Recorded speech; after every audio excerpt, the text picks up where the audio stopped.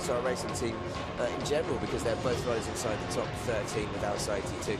So that is a European Superbike Championship round from Barcelona, and we are now gearing up for the Junior Moto 3 Junior World Cup Race 2.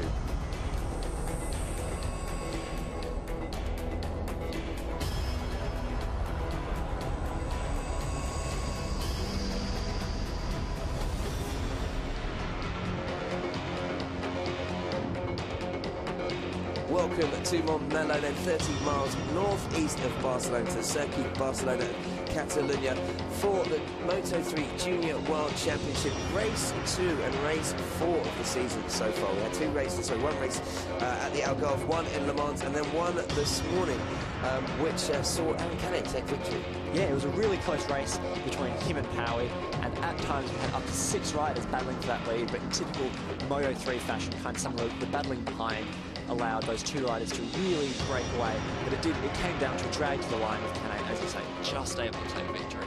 Yeah, he took victory from Powie by, as you mentioned, just 0.083 seconds. Nicola Balega, who had a really disappointing qualifying session, did really well to come back and take third and the final step on the podium ahead of Arenas. Now, just to remind you, the grid has absolutely nothing to do with the results from race 1. And here on screen we can see Juan Mir. He had a really disappointing race 1. A technical fault ended his race before it had pretty much even begun. On just the opening laps, he was forced to pull to the side of the track. Despite, challenging for the victory in terms of times, he will start again from pole position, so hopefully his bike can stay together for this race. Yes, just to remind you, the grid qualifying positions are sorted out in 2 qualifying sessions on the Saturday. Take the best time. One session was in the morning, slightly cooler conditions, saw most of the record-breaking times. Another rider did improve in the afternoon session, but that man there, Juan Mir, set his best time in the morning on the Mercado Leopard Junior team. And it's the same team, so Danny Kent, who's leading the current Moto 3 World Championship standings. Same engineer as well. And the man, I think his name is Mr. Eklund, is a very well-renowned Honda tuner. So he's obviously working his magic and getting Juan Mir's bike to pole position. Let's hope he can finish a race. Yeah, and obviously with the Moto 3 World Championship racing just last weekend, they already had some data from Danny Kent, Efren Vasquez and Hiroki Ono, 3 riders in that team in the World Championship. So that gives him a bit of a step up, able to already work from a pretty decent base setting, you'd assume, and then spend this weekend just tweaking it for his specific riding style. Yeah, Ono obviously in this championship last year as well, racing for that team. And something to mention about Juan Mir, he was actually 2014 runner-up in the Red Bull Rookies, and won races in Jerez, Brno and Aragon. He won the first race in the Moto 3 Junior World Championship at Portimao, but then had a DNF in Le Mans after, as we said, fighting his way from 27th to the grid in the restarted race. Literally the moment he took the lead, he just touched the curb with the front tyre and went down, which was a royal shame, but served as notice to the potential of this incredibly talented young rider. Yeah, and that's what's good about this Junior World Championship, I should say, is that it does give riders that chance to learn from small mistakes like these, and they are able to develop and grow very quickly because they are competing against the best other riders from throughout the world. It's not just Spanish riders here. Yeah, and as you can see there, Juan Mir, it's all or nothing really, isn't it? First place in the Algarve at Portimao, and then 2 DNFs, 2 crashes, retirement in the first race here in Barcelona, but crashed out in Le Mans from the lead. And yet, this is the junior, as you say, chance for the junior riders in the Moto 3 Junior World Championship to come through and showcase their skills and talent. It's also, as we mentioned earlier on in the show, if you missed that, a real chance for teams to develop bikes because of the amount of miles and kilometres that riders get to put in. 2-day test before the race weekend, plus the development that is allowed completely free over the whole course of the season. Same technical regulations as the Moto 3 World Championship, but they have a complete freedom, as we say, to go out and to change the bike. Yeah, so you see a lot of riders testing new parts here, and as you say, they do about 5 times the amount of kilometres throughout the course of a weekend as the guys in the World Championship do. Here's the winner of race 1, Canet, on his Honda with that Australia Galicia junior team.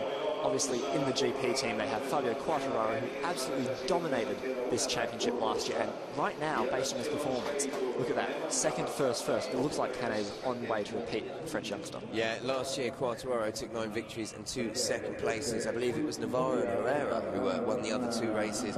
It looks like Canet could be doing something similar this year. But as we said, Juan Mir, people were very disappointed. It was unfortunate in the first race because he looked like he would be battling for the lead. He's had the pace all around here. And, when you look at his pole time, okay, it was only 700 of a second quicker than Canet, but he's looked quick and he's looked on it. I think the big surprise for me has been Powie in race 1, but also let's touch on the fact, because as we see Karel Powie there, who will start from the back of the third row, the 16-year-old from Malaysia. 2 podiums so far, 1 in Le Mans, you can see there, and he matched it with second place in the first race. I think the hard thing is going to be poor old Balega, who, having come from 14th on the grid in the first race, has now got to do it all again. Yeah, unfortunately with this 2-race format, for the likes of Balega and Arenas, who unfortunately had crashes in qualifying 1 when the session times were ideal, they have to redo it all again and hope for another good start and really keep pushing. You know, it would obviously be a bit easier if they were able to start on those front 2 rows, but based on their performance, I'm sure that both Balega and Arenas will be right up there. And there's Lorenzo Dalla Porta on the Leclerc's Academy bike, Husqvarna he's riding now, and he did quite well in the first race, coming 5th just behind his teammate Albert Arenas, the Italian, young Italian I should say. It's kind of impressed actually. I thought he did really well in the first race. Yep, and it's not just Moto 2 and Moto 3 riders. Here we have Hiroshi Oyama, obviously replaced Danny Pedrosa at the start of this season. Oyama there helping with the Asia Talent Cup team, you know, giving those young Asian riders some advice, showing on his vast experience. He now works as a Honda development rider, so a lot of track and time. Yeah, he's actually the rider's advisor for the Shell Advance Asia Talent Cup, which serves as kind of the precursor to this, like what Rookies does in Europe for the Asian region. Obviously, riders from Japan, Malaysia, and for 2016 has been opened up to Australia and New Zealand riders as well. In fact, entry, I believe, for the Shell Advance Asia Talent Cup starts on the 1st of July, so you can find out more by just searching for the Shell Advance Asia Talent Cup on Google. Davide Pizzole then in 5th. Yep, and he managed to finish 8th in race 1, as we can see there. He's been steadily improving his positions, 20th, 13th, and now 8th, and he'll be really looking for that top 5. He was just off the back of that group fighting for the victory, so hopefully he can make 1 or 2 more steps, you know, follow some of the guys with a bit more experience and really learn a thing or 2. And teammates, obviously, with Dalla Porta, so it helps having them starting 4th and 5th on the grid, respectively, because maybe they can, you know, help each other out during the early stages. Jaume Masia then on the junior team, Australia Glitzer 00, second bike, teammates with Canet and Sonny Amara down there. Just looks so young, doesn't he, Jaume? Yeah, he is one of the youngest riders on the grid, but, you know, you'd think that he's even younger than that. He's very, very small, which was very helpful down the long, over 1K long straight here. Clearly he'll be able to get some really top high speeds, able to tuck in and, you know, not having much weight on that bike to carry. Just 14 years of age there, Jaume Masia from Valencia in Spain. And as you can see him here crashing out on the last, pretty well, second to last corner there, isn't it? Turn 12 in the last race. Absolutely devastated. So he's picked himself up, he's dusted himself down. He's probably got a few nice scratches on his levers. There we go, perfect timing. And he's ready for race 2. And, you know, he looks relaxed, doesn't he? For a 14-year-old who's just crashed out, it's good work to get yourself back together in time. Yeah, certainly. While it might be bad news to have 2 races for the likes of Balega who have to fight through, it's really good news for the likes of Masia who are able to have a go again, you know, improve 1 or 2 things between the races and try and improve on those 1 or 2 little mistakes that he made and hopefully finish the race this time. Yeah, as you say, I think there's Juan Mir will be desperate to finish as well, the man on pole position, because DNFs in this, they can be so frustrating, because at the end of the day, while we talk about his great racing in Le Mans, and in here, if you don't get the points, that's what people remember. And then Bo Benschneider, starting from 7th for the Dutch racing team.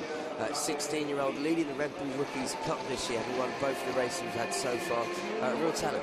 Yeah, and certainly. And we, alongside all these academy teams, we also see a lot of national teams trying to bring through riders. You know, we have Honda Team Asia bringing through Powie, and we also have the Dutch racing team, as you just said, bringing through Bo Benschneider to try and get a different mix of nationalities through into this championship and then onto the World Championship. And this young 16-year-old from Rotterdam has definitely made an impression. As I say, leads the Red Bull Rookies Championship. It goes to show what an incredible standard we have in this Moto3 Junior World Championship, where he has a 4th and a 3rd place finish to his name so far. And then this morning he came 8th in race 1. Sorry, no, apologies. He came 6th in race 1.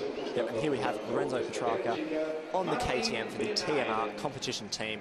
He had a strong race before and will be looking to continue to improve. Again, And then we should have in 9th position is Adam Norridin on the leading Asian Talent Team bike. Now, we talked about this earlier. There are 3 Asian Talent Team riders. You have Adam Norridin, who's 17, from Malaysia. You have the Japanese rider Kaito Toba, who's the youngest, who's 15, and then Yuta Date, who is a 16-year-old Japanese rider. Now, Toba won the Shell Advance Asian Talent Cup last year, while Date was a runner-up. And this man, Adam Norridin, well, he's not had the best start to the season. DNF in Portimao, 16th last time out, but and then crashed in the race 1 here. Yeah, he'll be looking to bounce back. And we also had a crash for his teammate Kaito Toba, who, as you say, had won that Asian Talent Cup. So far it's been Yuta Date who has really been impressing. Date managed to finish in 11th, just outside the top 10 in that race 1. Yeah, Kaito Toba, I think an overall pace, do you know what I mean? You might say he looks the quickest of the 3. I'm not sure because they're so closely and they work very hard together in qualifying and practice. But there is so much talent coming through for that reason. There is young Kaito Toba, age 15, very professional as well, the Asian Talent Team, as you say, running association with the it's the Shell Advanced Asian Talent Team that have come over here, and 3 very focused, dedicated riders who are so determined to do well. And we've had to up their game, really, I suppose, coming to the competitive nature of the Junior World Championship. Yep, and here just one more run through the grid. Juan Mir on pole, as we said, Aaron Canet, winner of race 1 ahead of Khairul Pawi, the Malaysian rider. Bit of a surprise for everyone, to be honest. Yeah, and Dalla Porta there heading to 2nd row with his compatriot Pizzoli, and Jaume Masia hoping to finish at the back of row 2. Bo Benschneider heads to row 3 with Lorenzo Petrarca and Adam Norridin, who mentioned earlier, the leading rider of the Asian Talent Team. Yeah, and those front 3 rows really show the nice mix of nationalities we have. Then Kaito Toba ahead of Senna Yamada, Martin Vanhaeren on the KRP bike, ahead of Aaron Polanco, Nicolo Balaga, David Sanchez, Gerard Ryu, Yuta Date, and Albert Arenas. Yeah, and Stefano Valtellini will head up row 7 with Raul Fernandez and Alex View. Maximilian Kempler, the German, will head up row 8 in 22nd place. Enzo Balloon, this is his first race weekend, isn't it, of the championship, in 23rd. Arbolino 24th. You have Van Leeuwen, Carpi, and Lawson Morse, the Australian, making up row 9. Yep, Arbolino looking to avoid his ride to a penalty. Loris Creason in 28th, ahead of teammate Simon Daniello, Patrick Pukinen, and Juan Nunez bringing up the rear in 31st spot. Young 14-year-old Patrick Pukinen just turned 14, so just became old enough for another Red Bull Rookies rider. Postman Pat, his team, and his affectionate nickname is I've been reliably informed. So as the riders set up on their warm-up lap, one of them's just gone off like a fly. Everyone else is a bit more relaxed. He's like, right, it's the race. No, it's just a warm-up lap, fella. Calm down. So they'll head out and they'll be doing a quick lap of the 4.7 kilometre circuit. Let's just actually talk about the track quickly. Just say 13 corners, 5 left, 8 right, but the 2, I suppose, especially one specific left-hander, the 2 main ones are 5 and 10. Turn 10 sees so much drama, should we say. We've already seen a number of crashes here. We saw 16 crashes just that one corner over the Grand Prix weekend. And I think it's just due to the really kind of like abrasive nature of the asphalt of this track and the high-speed nature of the corners. Yeah, it's a combination of things, really. I mean, turn 10 is really hard braking, so some riders get a bit over-ambitious with their braking occasionally, mess themselves up. And as we saw with Marc Marquez in the MotoGP race, maybe there's a bit of a bump there. Aaron Canet having a bit of a groove on his bike. Yeah, relaxing. Shaking it out just before he gets the track. His fans there, clearly happy to see him, hoping for a repeat of race 1 as they fill the stands. We saw in race 1 also that Canet really likes to stay at the back of this warm-up lap, really take his time to take in the scenes. He's going to get knocked into the safety car if he's not careful. He really does, doesn't he? I think it's just like he likes the view as he cruises around the back. It may be a tactic, as you mentioned, about tyres, you know, cooling down on the grid, but surely if he's going at that pace, he's not getting any heat into his tyres anyway. But yeah, just to recap, obviously Moto3 Junior World Championship. This is, as we mentioned, race 4 so far of the season, after we had 1 in the Algarve Portimao, 1 in Le Mans, and 1 this morning. Our current leader of the championship is Aaron Canet, who, well, he's looked in pretty good form in race 1 here, and he's going to be a hard man to beat. Yeah, I mean, Juan Mir is still a bit of an unknown because he unfortunately had that mechanical, so maybe he can challenge, but it did certainly look like Canet and Pawi were pretty clear at the front. As we mentioned, that kind of group of pursuing riders. At times they made some inroads, but those two really looked comfortable at the front, so I wouldn't be surprised if we see a repeat of those same sort of 5 or 6 riders at the front, maybe with Mir thrown in there now. He's hopefully Yeah, and we mentioned earlier riders like Nicola Balega, who fought through from 14th the grid in race 1 to take the final step on the podium, will have to do it all again. But at least he knows what's in front of him this time. Do you know what I mean? He knows what it involves, and he knows that he can, and he has got the pace to get on the podium. So riders assembling up on the grid as they come round on this warm-up lap. Sergio Yamada there as well. Great race for him in race 1 until unceremonious end, unfortunately. Exactly. But he had been up there fighting for the lead. The experienced Japanese rider, the oldest rider in the class. Despite him being the oldest, he's still only just 21 years old, which shows that, you know, all these kids are coming through, and they are just kids. Yeah, it's a big thing to say that when 21 is the oldest rider. Obviously, you have to be under 23 years of age to take part in this class, and it is mostly these young kids getting in here, spend 1 or 2 seasons in here, learning the ropes, and hopefully step up to the World Championship stage. You know, with the likes of Mert, teams set up these junior teams to allow teams to transition directly through, and even sometimes teams will start here and transition up. And as I say, this whole championship has been set up to make that transition as easy as possible. Same technical regulations, same tyres. Dunlop are the tyre supplier for Moto3 and Moto2 in the FIM CEV Repsol. So there's as little as possible for the rider to have to adapt to when they do make that step up. And as we've talked about in the past champions from CV, Moto3 or 125, Marquez, Alex Marquez, Fabio Quartararo, Hector Barbara, Alvaro Bautista, Aleix Espargaro. The list goes on, so let's just recap quickly. Front row is Juan Mir, Aaron Canet and Kyril Paui. You've got Dalla Porta, Pizzoli and Masia on the second row, and Ben Schneider, Petrarca and Norodin on your third row. And the red flag, well, the man will walk off to the side and the lights will come on to signal that we are ready for race 2 in the Moto3 Junior World Championship here at the Barcelona Catalunya circuit. And it is, look, he's taking his time coming to the grid there. Canet wants to show everyone his bike. Yeah. He really likes delivery, so wants everyone to have a good view of the bike. But Mir from pole position will be determined to get a result, and the lights go on. And they're out for the Moto3 Junior World Championship race 2 here at Barcelona, and it is Canet who gets an absolute stormer. Mir appears to get bogged down off the line, and Canet already gone past Mir, who's just on the outside and right side, having a great start. A number of riders mixing it up. We've already got Arenas as well, and Dalla Porta getting involved. Yeah, and it's Paui who leads into turn 1, as he just is a bit stronger than Canet on the brake. And 2 of those lead spikes just behind. All the riders managing to get through turn 1 safely this time. So that is, it looks like Paui followed by Canet, and as you say, with the Greece riders of Arenas and Dalla Porta, it looks in the mix as well. We have got Mir. He seems to get back to 5th place already. Yeah, and here we have Canet already back in the lead.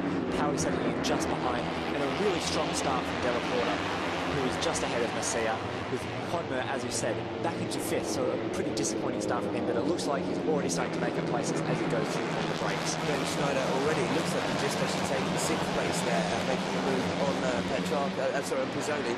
So he's making his way through the field after his 8th place finish in the first round.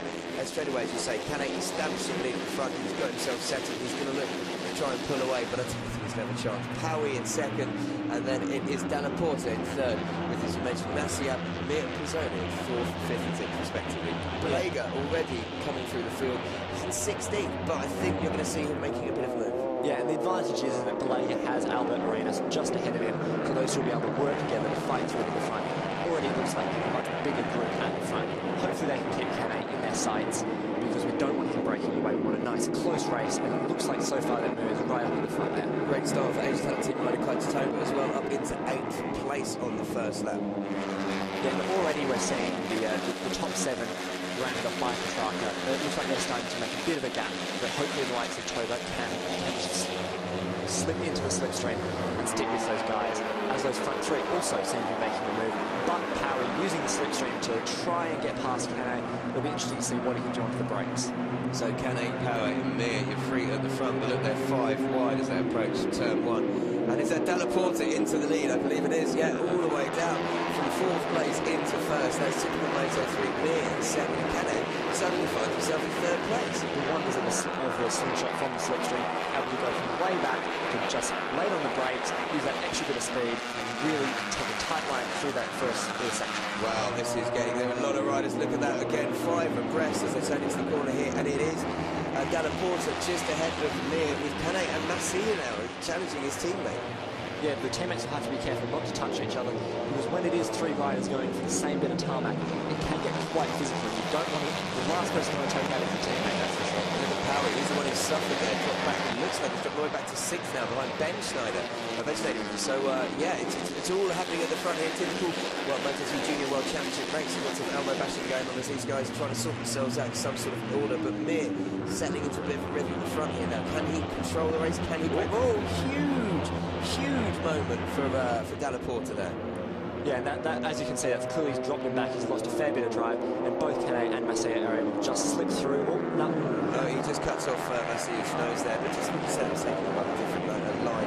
And Ben Schneider, as mentioned, up into 5th. He's having a great start to the race. And Masia is straight away bouncing back and trying to fight ahead of Dalla Porta to get back into that 3rd position as Mir and Canet start to try and push away at the lead. Both of those guys are putting in some pretty good lap times. They're about 0.3 of a second faster than everyone else last lap. This is the crazy catch-22 you've got in the Moto2 Junior World Championship. Is while you don't want those guys in the front to get away, obviously you're going to be battling for position, you're going to be slipstreaming each other, so it's so easy to get caught up in the battle for position and forget and let the guys get away at the front, but with a slipstreaming effect, it's going to be so hard for Mir and Canet to do that. And it is Mir who'll lead into turn 1 at the end of start, I should say, of lap 3 ahead of Canet, with Dalla Porta in 3rd and Masia in 4th. Yeah, an incredible lap from there.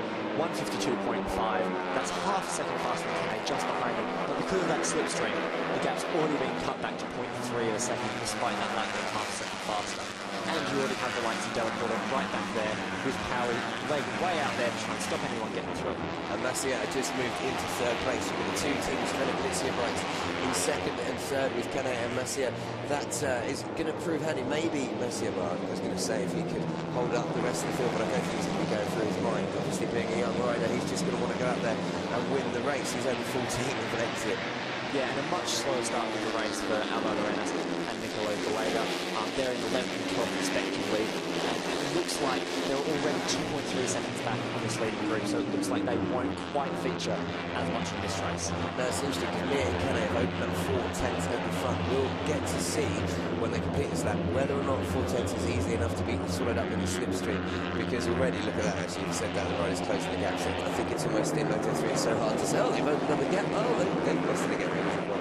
Straight. But yeah, you know, these two definitely trying to set into a rhythm and break the guys in the front, but using their brains is chasing the pack, not getting involved too much in you know, knocking each other's paint off the fairings and trying to just catch the leading two. Yeah, certainly that's a common tactic we've seen by the three, where riders are happy to sit behind a rider maybe a bit faster than them for just a couple of laps and wait for the right moment to really put an aggressive move and to try and, you know, to try and beat up the guys ahead of him. And as I said, Atmo takes the lead and sits in the slipstream as he waits for turn 1. It looks like he's got the slipstream pass and he'll try and be as late on the brakes as he can to help stretch that gap before they go around once again.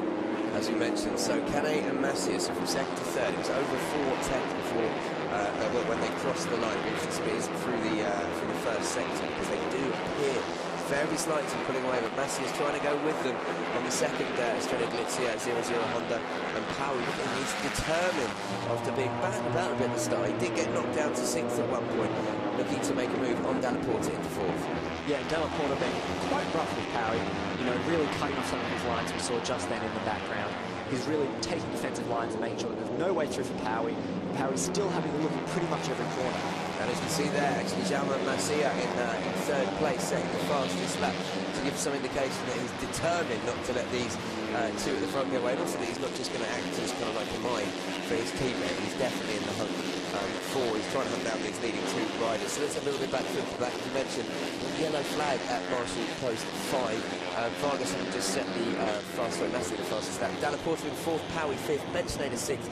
Petrarca 7th, Clayton Toba having a great ride up into 8th, and look who's making his move from the field. Yamada at 9th, but it's Nicola Balega, who's just taken about 3 places in the last lap to move up to 10th and ahead of Arenas.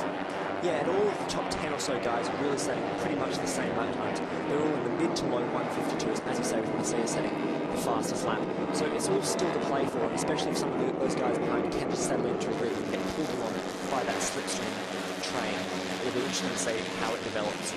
We'll have to see how the Honda of Canet compares to the Honda of Mir down the straight, if Canet has a bit more speed or if Mir's engine is just that little bit quicker.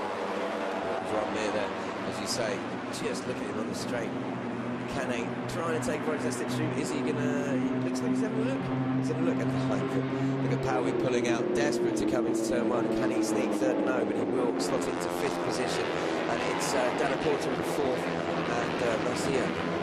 An impressive ride from Toba continues as the Japanese rider moves up to sixth place, just behind Powie. And Toba that lap actually set that the fastest lap with 152.150.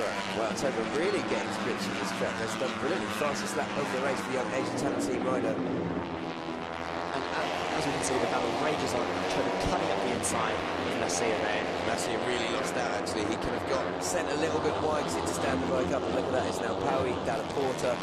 We've got Vanhaeren FIM out the front, and that is Toba. He's got as far as sixth. He's done brilliantly. Powie running a bit wide on turn exit there. He really tries hard on the brakes, but it looks like Vanhaeren and Cane have started to break away a bit at the front as Powie is putting in some pretty aggressive moves, kind of slowing down that leading group. Yeah, they've got their gap at the front to almost 0.8 of a second, so they might be doing the impossible to make through race, and doing what Danny Kent has done what they did, to be fair, in round one at Portimao, and that is to open up a big lead at the head of the pack from the chasing field, which is what you ideally want to do in Moto3.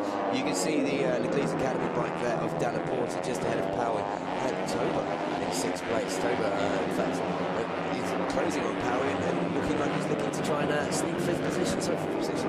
Yeah, and for guys like Powie and Toba who don't have too much experience, even just being at the front will teach them a lot. They're able to see these guys who've been in this championship for 1 or 2 years, and they've done a lot of Red Bull rookies and have a lot of race craft. They'll be able to see and learn how they ride, when they wait, when they go, to try and push the lead. Toba there taking a really tighter exit onto turn 13, which will probably cost him down the straight as Garcia slips past him. That's exactly that. He didn't get to carry the speed onto the straight that he would have liked. Garcia slipped past him, but then the benefits of slipstream mean that he's kind of come back again, and that's Mir leading then into turn one as they start lap 6 of 16 in the Moto3 Junior World Championship. Powie just slipped up into third place there with ease, didn't he? Yeah, that battle for third with those 6 riders is starting to get very aggressive. They're putting through some pretty strong moves on each other. Although Powie looks to have made a bit of a break. Powie definitely starting to get a few bike lengths at the front of that field ahead of Dalla Porta, and as we mentioned, Toba there on the Asian talent team bike. It's lucky different, isn't it? It's nice and simple, like the leathers as well. And yeah, that's showing you there his fastest lap of the race so far. Yeah, a really good race. And it looks like the likes of Balega, Yamada and Uranus have actually managed to catch up to this group as they start to dice it a bit. So, maybe don't rule out the Italian, the Japanese and the Spanish rider, who all have excellent experience with both Yamada and Uranus having done Moto3 World Cup before. And at the moment we have the top 13 riders within 5 seconds of each other, and the top 5 all within 2 seconds of each other. So a little bit of oil almost coming out of that one, but I think it's just the heat haze. Yep, certainly. It's very hot at this track. Temperatures are probably already over 50 degrees on the tarmac, which will play potential havoc with some of these tyres. We didn't see too many tyre issues in race 1, but the temperature has continued to rise. I think that's an important thing to point out as well. As you say, it would be completely different out there. You'd need different settings, you'd need different setup almost from this morning's race, which was done at midday to now, because the temperatures would have increased by 10, 15 degrees. It might only be tweaks, but there's a definite difference. And as you see, the gap there between Cane and Dalla Porta up to 1.4 seconds there. Yeah, certainly looks like these two are kind of in a league of their own at the front. Powie now has put in a pretty solid gap of about 0.8 to Dalla Porta. So it looks like it'll be the battle for first and then a battle for fourth. Although anything could still happen, 0.8 of a second isn't too huge of a gap. If you're within half a second, you can usually just feel the slipstream. So things could still be a bit under pressure for Powie there. Yeah, Tony, and there is Toba, and that is Toba slipping into 4th place at the expense of Dalla Porta. This is brilliant ride from the young Asian talent team rider. Best finish so far of 11th in Le Mans, 15th in Portimao, and he's now in 4th. Could he even be pushing on for a podium? Potentially. Anything could happen with Powie. As we saw in the first race, there are technical issues that may unfortunately affect the race, but hopefully everyone stays up okay. But I definitely would rule Toba out. He's certainly very motivated. As we've said, that Asian talent team is very professional. They have helped with Alberto Puig, former mentor to Danny Pedrosa, has helped him bring through a lot of riding through this series. And it will certainly be interesting to see how they continue to progress throughout the season, because still a lot of these tracks are quite new for these riders, having mostly raced in Asia with the Asian Talent Cup. Yeah, hugely. And obviously the Spanish riders have the advantage with the majority of the tracks that we go to in the FIM Repsol being in Spain, apart from Portugal and Le Mans. But yeah, once they get through the stage, as you're saying, having to learn the track, it's a case of you're starting to see the talent coming out, and I'm really impressed with Toba. He has shown just incredible dedication, but he's shown the progression that I think is what people look for in this. It's no good being quick and just, you know, it's staying at a certain level. You've got to show that you can improve, and that's I think a lot of teams and people are looking out for it in young talent. Yeah, certainly. As I've mentioned before, this series is all about development for riders, for bikes, and for teams. So it is about being able to show that progression and show that you are improving. You know, it's fine if you start 15th and first in a few races, but if you can, you know, finish the season winning a race or two and show that you are able to make those steps, that's a big thing. Now, Powie there just went half a second quicker than the guys at the front on the last lap, setting the fastest lap. We've got a rider 6 ride-through penalty for Christian Carpi due to speeding in the pit lane. Cristiano Carpi there. That's very unfortunate for him. Carpi's way down the order at 30th, so I'd imagine that this ride-through penalty will cement his race. And Canay there just taking the lead from Mir, but Powie closing the gap to him all the time in the background. Maybe Canay's realised that and decided it's time to get a little bit of a wriggle on, not wanting that pack to catch up. Look at the different lines there. As you say, Canay so much wider. Yeah, that's given a little bit more speed. That's the great thing about this Barcelone track. It is so fast and close. There are, at certain corners, a couple of different lines you can take, right? Do you want to get it stopped mid-corner and block the person who doesn't, or do you want to try and carry more corner speed for a good exit? It's exactly that, and it's all about compromise, isn't it? As you say, you can be slow into corner, quicker out, and with all the fast-flowing corners here, it's so important to not mess up, though, going into one corner, because it can then mess you up for the next 3 or 4. And there is Cristiano Carpi coming in for his ride-through penalty points today. Yeah, an unfortunate thing for him to have to suffer. It'll be interesting to see if he does go back out. Obviously, this series is all about learning, so even down the order, more laps on the bike will be important for him, as he is with the IO Motorsport junior team. IO Motorsport, obviously, huge success in the championship, but it looks like Carpi's race is over as he rides to the car park. Maybe it's just going home. Yeah, I thought that was a ride-through penalty, not a go-home penalty, but he's decided to park it in the public car park there, which is a little bit different, maybe not going through pit lane. But yeah, there we go. So back in the lead at the front is Aaron Canay with Mir, but yeah, Powie has closed that gap visually, isn't it? It was 0.8 last time around, it's now down to less than 4/10 of a second, so he's got real pace on that Honda Team Asia bike. Yeah, he continues to impress me with each round. The Le Mans podium was a fair bit of a surprise. He obviously qualified 10th, but to finish second is really good. And to respond in a race like this, to close that gap, is one thing to stick with a rider, but to close that gap is really impressive. He was, on the last lap, almost half a second quicker than Canay and almost a second quicker than Mir. So, yeah, look, well, visually now, you don't even need me to tell you the times, because he's almost gone into the back of Mir coming into turn 1 at the end of the straight. Yeah, and he's shown throughout these last laps that he's a very aggressive rider.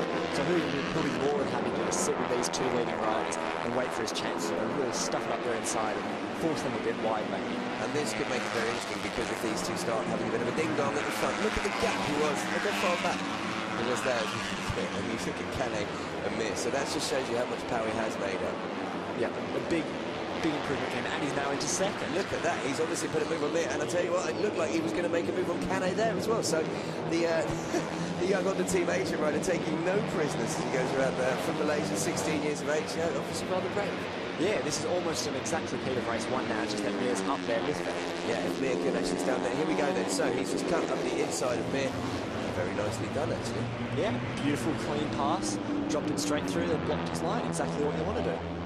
So now these three, could they start tripping each other up, play into the hands of Toba, who is leading that chasing pack on the Asia Talent Team bike in 4th place with Masia and Dalla Porta. In fact, Dalla Porta has now regained 4th. Obviously, I reckon that's the slipstream down the straight. And we've had Masia and Toba and Yamada swap places. Seni Yamada really coming back. Yeah, really strong ride from him, but there's a 2.6 second gap between these front 3 and that second group. So I think that these front 3 are probably going to dice it out between themselves, unless that group behind really focus on trying to catch up and just sitting behind. But, you know, with a lot of these young guys, trying to tell them to calm down can be a bit tricky. Get in line, let's all go chasing together. You often see that, you say, Moto 3 of riders signalling to the rider behind him, tapping the back of his bike to say, look, let's get on the back of me and we'll work together to catch them. But yeah, tries to make that to a bunch of young, hungry, talented riders who obviously every position, every overtake is something they're going to fight you for now for. And look, Mir there in the lead with Powie in second, Canay third. You're right, I think we've got a 3-way price now for the lead, but that lead has started to close that gap, only down to just 2.4 seconds now, but we shall see and keep an eye on that as the race progresses. Slowly. Powie taking a really tight line around that turn 3 there. And it looks like he's in the lead now. Yeah, Powie has just put a move on there, on right, just cuts him from just slightly tighter in the corner before, and then manages to hold that line beautifully through there. Now we shall see what pace he's got running in front.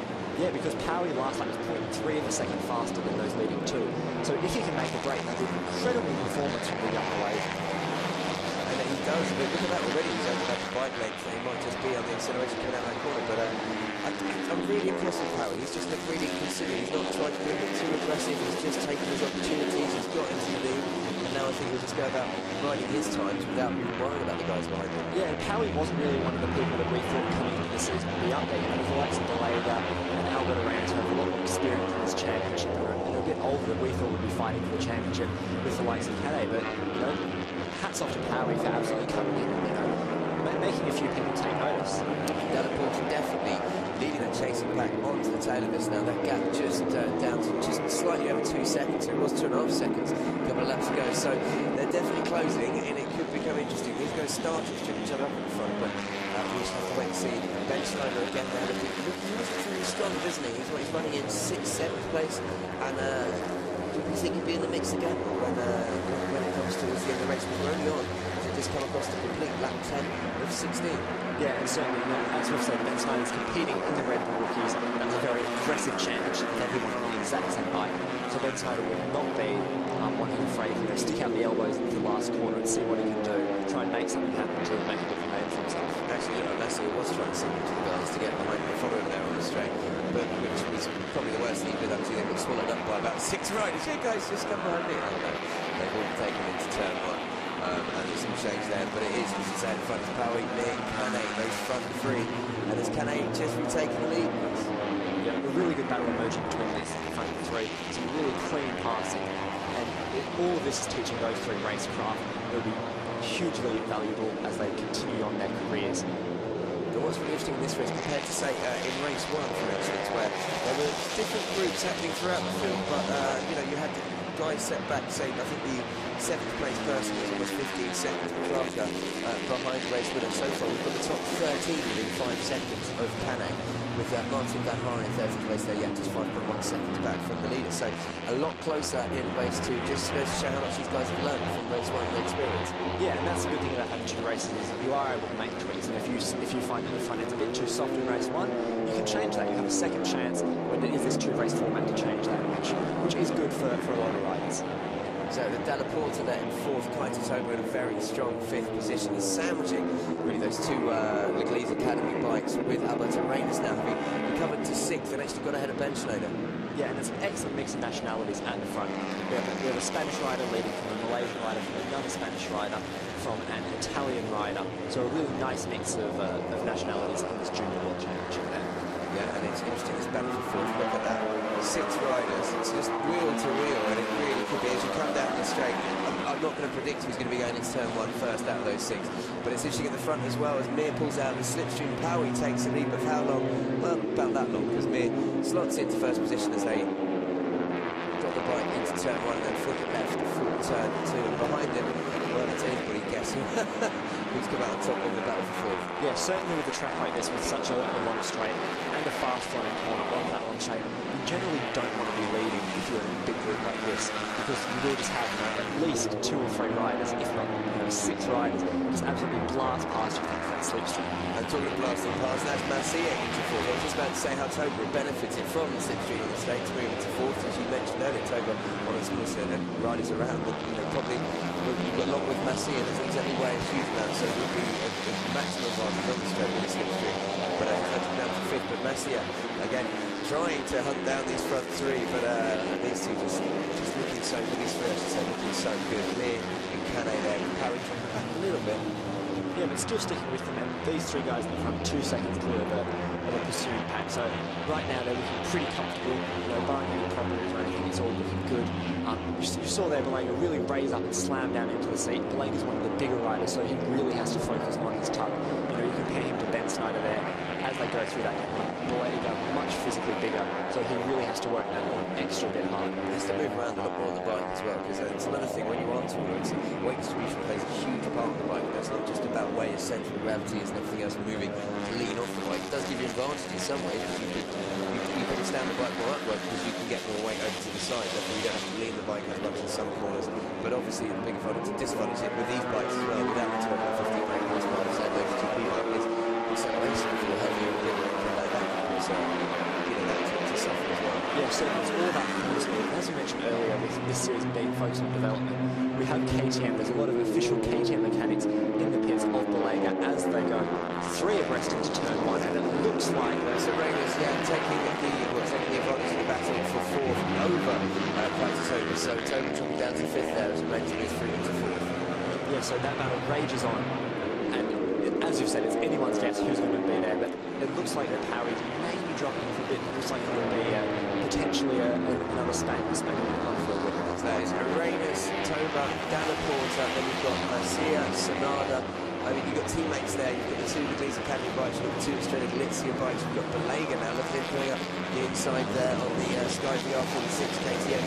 So huge battle for 4th place, and not managing to break away. As you say, a group of 8 riders there, 9 riders, all joined together, which is brilliant to see. Yeah, and while Toba's away fighting at the front, it's also a pretty strong performance from his teammate from Norridin and Date, down in 18th and 19th respectively. Some really solid results from them as they continue to learn these new bikes, and that will not be their best results, but it's matching their previous results as they continue to learn the championship and adjust from racing over mostly Asia.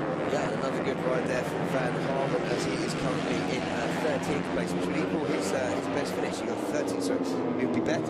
11th he got in Portsmouth, so it wouldn't equal his best finish, would we say. 14th in Le Mans, but good consistency from him there. Mark Kennedy playing well, pleased because I know he was struggling with whips, same with temperature roads. Yeah, and in 11th we have Valtellini with the 658 Squadron Corsa. He had a very difficult race, crashing out of the first race. So it's good to see that he's back there. That team run by Paolo Simoncelli, father of the late Marco Simoncelli. And Paolo really hands-on with the riders. Paolo's helping riders get their leathers off and really trying to bring through some more Italian talent. Yeah, and it's his dream, obviously, to take that team up to the World Championship. As we come down, we completed lap 30. That is Mears from Canet and Powie. Look at that. Dalla Porta from Toba with Masia and Ramada. And then, wow, look at the way in which Arenas just cut through. That was incredible. And riders really using every inch of track there. We saw, I think, with Arenas almost run outside the buckle strips as they were breaking down into turn 1. And, with his huge gaggle of riders, I think it's about starting getting physical, and people better start sharpening the elbows a bit. Yeah, Masia running out on the AstroTurf there, luckily nice and dry. And Toba, it's okay to get too sucked in the battle here, 'cause he's doing so well circulating in 6th at the moment. But it is, as you can see there, Dalla Porta who leads his chasing group ahead of Masia and Toba. The battle for 4th as they hunt down the lead through with Mears still leading from Canet and Powie in the front. Yeah, this will be a really good result for a lot of those riders in there. And we've also seen the likes of Ballega now finally join up in the fight for that group, so maybe we can see Ballega get up into the top 5. It looks like the repeat podium is pretty much off the cards for him. Yeah, and as you mentioned, we've got Petrarca and Valtellini both involved in this battle as well, so things getting exciting in the battle for 4th with just 3 laps to go here in the Moto3 Junior World Championship at the circuit Barcelona, Catalunya. Yeah, meanwhile, it looks like those front three riders have sort of settled into a rhythm and are probably going to, wait for the last lap. It looks like that Mears been leading for fair, and Canet just behind.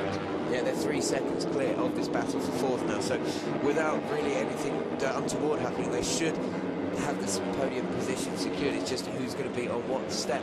But this is so exciting now. Masia determined to not let Dalla Porta take that 4th place, and that bench name in the back of this group now in 12th, so the top 12 separated by less than 5 seconds. That's brilliant stuff.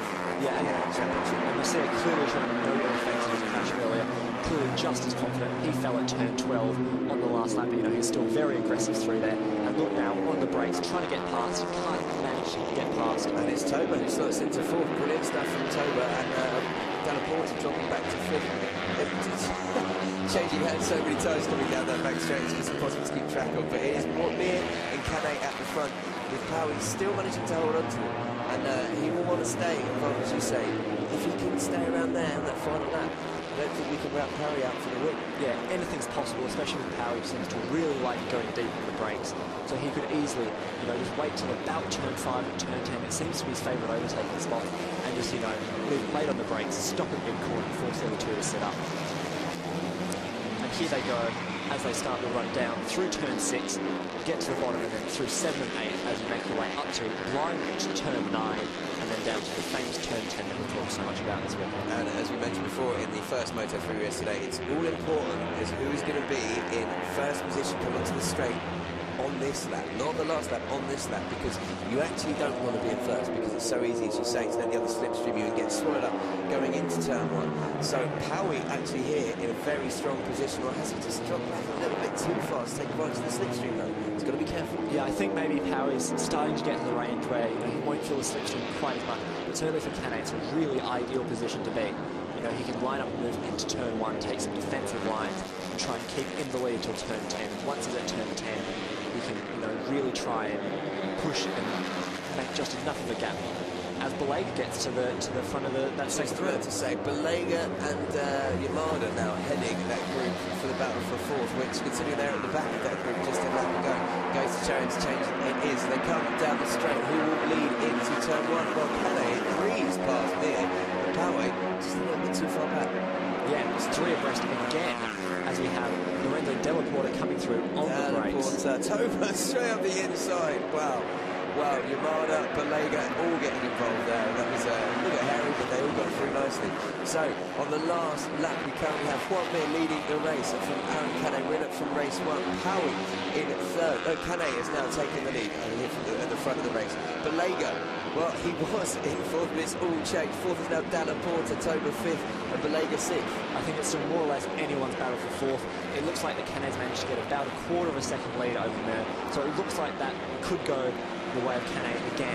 But this battle for fourth looks to be one that'll go straight down the line, and it'll be exciting, and hopefully we can keep up with it. Yeah, man, because it's almost impossible. They are going to do best. That is Dalla Porta in the lead, ahead of Toba, with Belega in 6th in the lead, so this group obviously battling for fourth, with Arenas 7th and Yamada in 8th. Yeah, and there's not many opportunities to pass left for these riders as they start to come down to turn 10. Many believe that turn 10 is really the last spot you can overtake. Oh, and having said that... Mir has made a move on Canet at the front, and Mir has now taken the lead. It looked like he was dropping back behind it, but what's Canet going to do here? Mir taking the wider line. He's going to try and carry this speed through now, and his right-handers onto the straight. Mir might have this one won, Yeah, Canet needs to try and just sit there and get a slipstream, carry a lot of corner speed, but it's going to be a drag to the line, I think. As they approach the final right-hander. Can Canet keep enough corner speed? I think Mir's got this, he seems to have a big enough advantage on the gas. So it's going to be close. Drag to the line. I think, yep, there we go. Excellent comeback. Excellent comeback from there after his technical finish, after his technical DNF. And coming out of the final corner to take fourth is Nicolo Belega. An excellent performance to come back, followed by Albert Arenas, also bouncing back from poor qualifying. And you can see how much it means to Mir to win that, especially after crashing out the last 2 races. He must have started doubting himself a little bit. In Le Mans, having rode brilliantly to come through the field from 27th to take the lead to crash. Similarly crashing in race 1 here, obviously not after quite a bigger battle through the field, but a great race victory for Mir, and delight on the face of the young Spaniard from Palma de Mallorca to add to his race victory in race 1 and his DNF in race 2. So 50 points for Joan Mir now in the championship standings, and a great victory for his Leopard Carme team as well. Tasting success for the 2nd time this year, and he won ahead of Aaron Canet, winner from race 1. And Canet so far this season, he's not exactly had a bad start to the year, has he? I mean, he's had first place winning in, second place in race 1, first place in race 2, and he's only gone...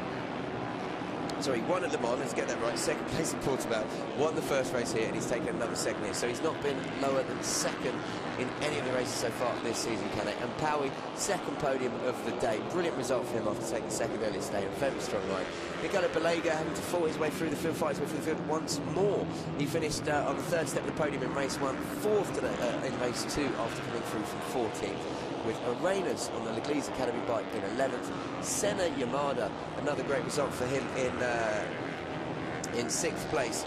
Number 81 on the junior team Estrella Galizia 00 bike. And we've got Ben Schneider in 7th on the Dutch racing team. Valtellini was 8th, Massia 9th, the final Estrella Galicia 0-0 bike with Petrarca in 10th. Vanhaeren for the KRP team in 11th, Dalla Porta in 12th. Not quite sure what happened actually to Dalla Porta, because he was mixing it with the guys in the front and he seems to have dropped down to 12th for the Leglise Academy. Not a great way to celebrate his 18th birthday tomorrow.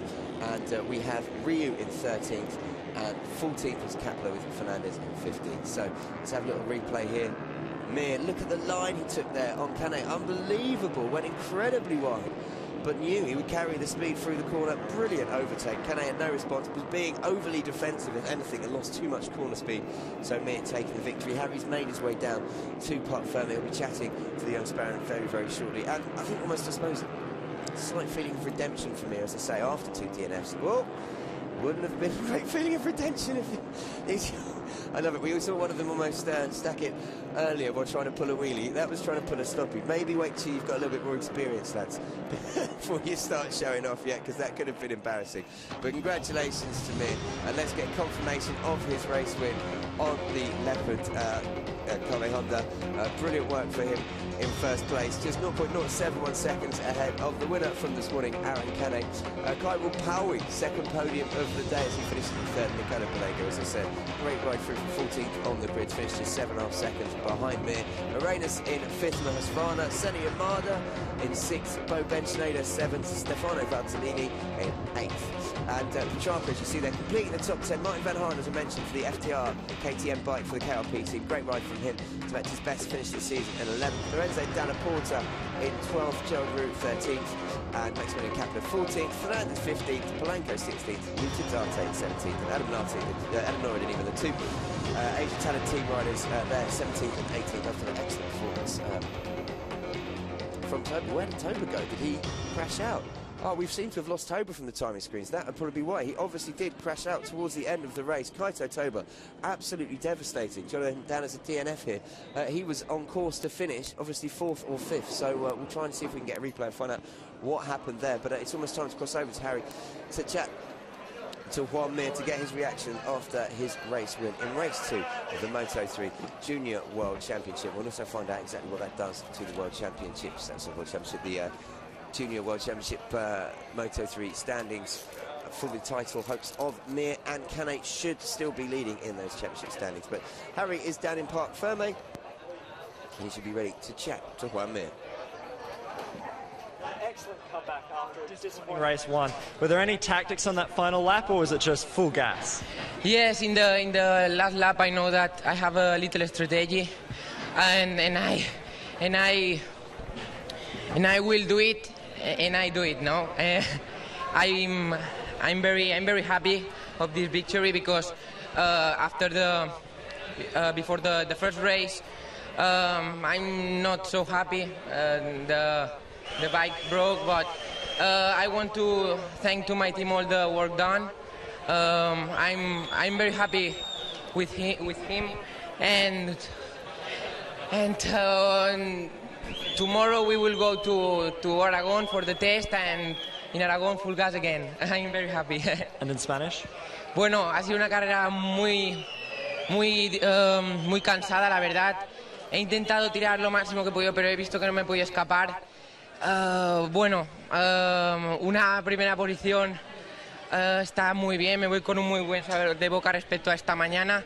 Y bueno, pues ahora mañana los test de Aragón y a dar el máximo otra vez en Aragón. Y quiero dar las gracias al equipo por el trabajo que han hecho, que aunque haya roto la moto en la primera carrera, han hecho un trabajo excelente. Ya está. So Joan Mir there from Palma de Mallorca, which is still part of Catalonia. So local boy really in front of his, I suppose we could say, his home Grand Prix, his home fans, starting from pole, taking the race win ahead of Aaron Canet and Kyril Powie. As I said, Kaito Toba unfortunately going down towards the end of the race. I didn't see what happened there, but the young Asian talent team rider was looking on for a good point scoring finish. But as you can see, it was Powie who led into turn 1, but it didn't take long for Mir to establish himself at the front, and then those three would break away. Mir, Powie and Canet at the front of the group, and it was a huge battle for 4th that involved the rest of the field As you can see, Masia and Arenas getting a little bit, sorry, Della Porta getting a little bit aggressive with each other in the background. But here you go, Canet on Mir into the lead. And once Powie had joined them, it was those three all the way for the podium before Powie would slightly fade towards the end. But Juan Mir, after crashing out of race 1, will be absolutely delighted to take the victory in race 2. So look at the line he took on this corner to take Canet. Canet being so defensive, not wanting someone to cut the inside of him at turn 10.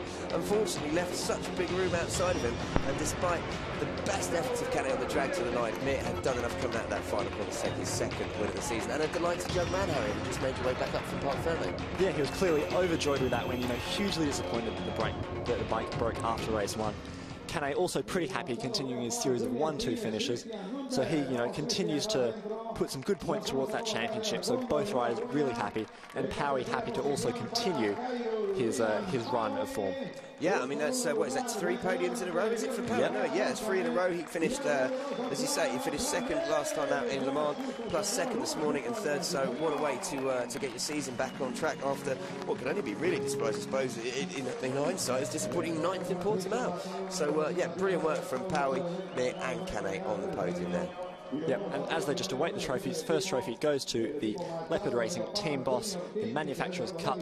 Big congratulations to them. They're obviously having huge success in this championship and in the Moto3 World Championship with Danny Camp. Yeah, Mikado Leopard Junior team as they're known in this actual championship. Leopard Racing as they're known in the Moto3 World Championship. But as you say, for all intents and purposes, exactly the same team, same engineer.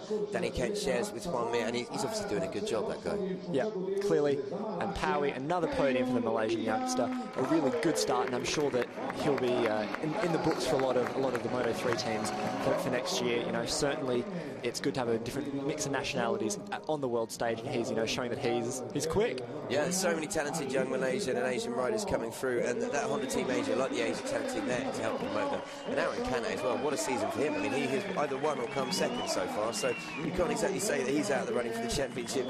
I mean, second place in Portimao, Le Mans qualified on pole, took race win here in race 1, but Juan Mir takes the race win in race 2, and look how happy he is and how much that means to him. Yeah, a huge victory for him, and yet another Spanish victory today. Unfortunately, they're back on the fizzy water, but first I think it is the Spanish national anthem coming up just after he gets the check for more fuel. It's almost lucky that Canet didn't win. What are you going to do with that much fuel? Yeah, there'd be too much. You could just bathe in it. That wouldn't work. It's not good for your skin. No, honestly, as you can see that, it means a lot. It's one of the deals, and we're going to get the Spanish national anthem again. In fact, it'll be the 4th time today. We've only heard the Spanish national anthem ring out, haven't we? Yep, a good day for the first round at home.